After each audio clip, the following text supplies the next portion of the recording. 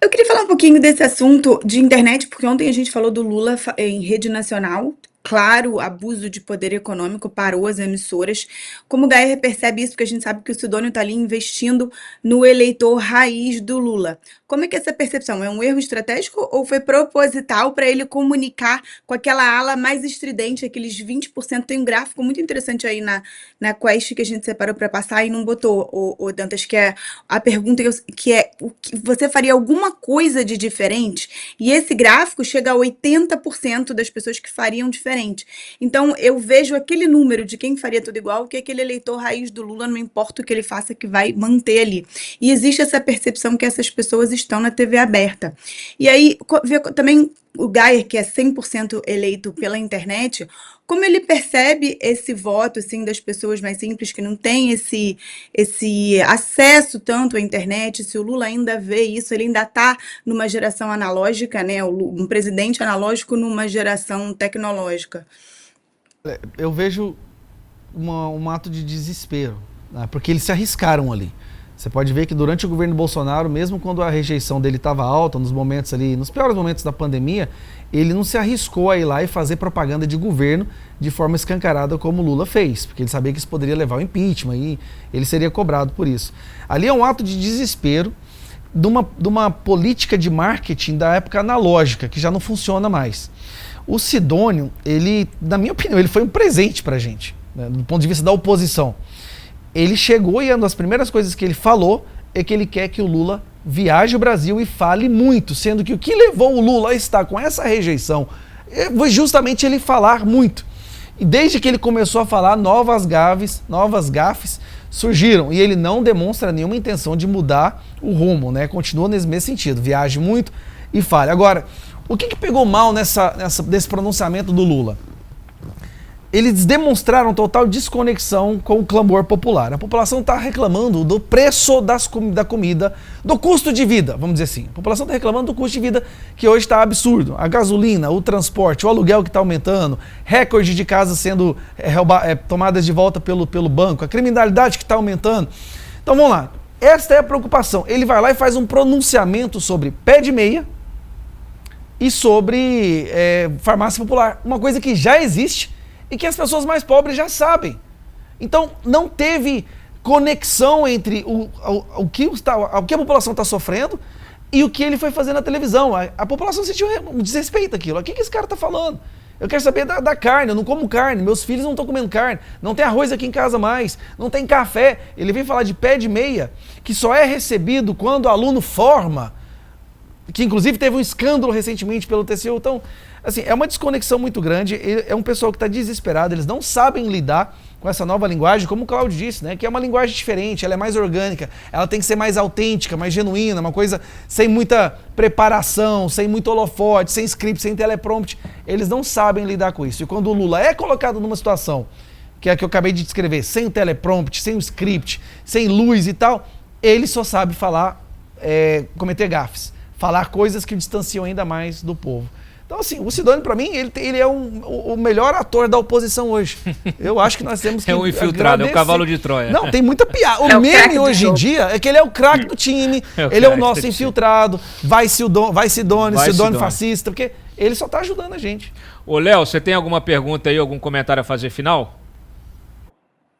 Tenho um comentário com relação ao ponto que o Gaia estava mencionando, do aumento da popularidade do Bolsonaro após a denúncia e a continuação do comportamento de censura por parte do Supremo Tribunal Federal. Eu me lembrei de uma frase do meu professor de negociação nos Estados Unidos. Ele dizia que power is overrated and overstated. Então, o poder as pessoas dão muito valor ao poder e falam demais sobre ele.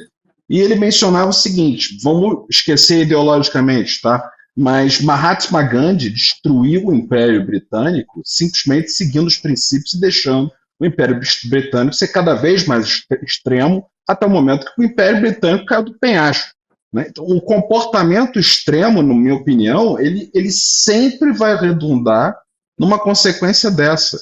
Não dá para ficar eternamente impondo o poder, é caro impor o poder. O consentimento é uma coisa que é eficiente, é barata e faz as coisas funcionarem. Agora, o exercício do poder sempre acaba redundando em quem abusa dele e em cair de cima do penhasco.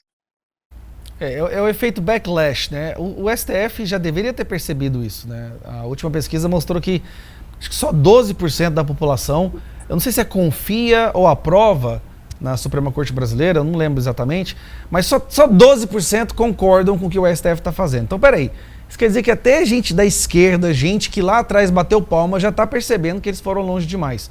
Teve uma outra pesquisa do Atlas Intel, essa já deu uns 6 meses, que mostra que 47% da população reconhece que nós vivemos numa ditadura do judiciário.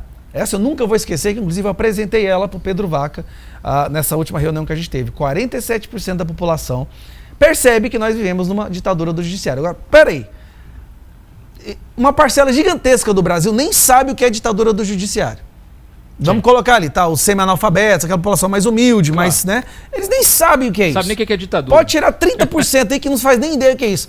Então, de 70% que sabe o que é uma coisa, a esmagadora maioria fala, nós estamos vivendo uma ditadura do judiciário. Quem tem 2 neurônios no Brasil hoje já percebeu isso.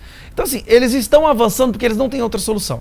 Eles não podem. Se recuar, é sinal de fraqueza, então eles vão sofrer um avanço ainda mais acelerado. Agora, do jeito que o caminho que eles estão tomando, é o que eu digo, eles já perderam. Eles podem ter agora o controle ali, a caneta, mandar prender, né? Já tem um boato aqui rodando em Brasília que até sexta-feira mais 8 pessoas serão presas. Para você ver como que é, tá? Já tem um boato correndo nos corredores lá que 8 pessoas serão presas. É aquela tentativa de criar um novo ato, um fato, né? Uma nova cortina de fumaça para fazer esquecer essas derrotas que eles estão sofrendo. Isso não vai dar certo, isso não vai durar por muito tempo. Eles chegaram num patamar que é a mesma coisa da cultura woke. A gente achou que o mundo seria woke um tempo atrás, que era uma coisa que veio para nunca mais voltar, mas sim, eles foram tão agressivos, né? Eles extrapolaram tanto o limite do bom senso, que todo mundo que antes defendia, boa parte já fala, não quero mais, as empresas já estão pulando fora, o Mark Zuckerberg também já pulando fora, a Disney transformou o woke como a bandeira principal de todas as suas produções, já falou, chega, não queremos mais isso, chega de woke.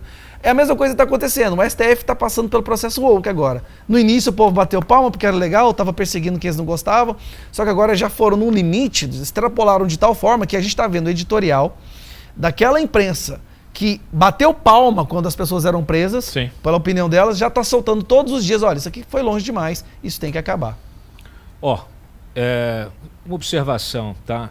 Você falou aí de aprendizado, né?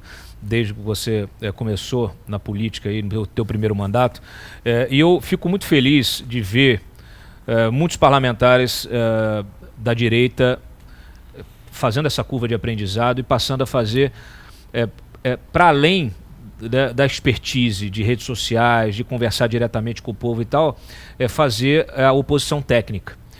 Que isso é fundamental, porque aí você traciona esses interesses que estão na sociedade, que você consegue captar, você consegue tracionar isso para dentro do Congresso. Né? Então, e isso está acontecendo, quer dizer, você está sedimentando uma direita profissional, mais profissional. Isso é fundamental para o debate público.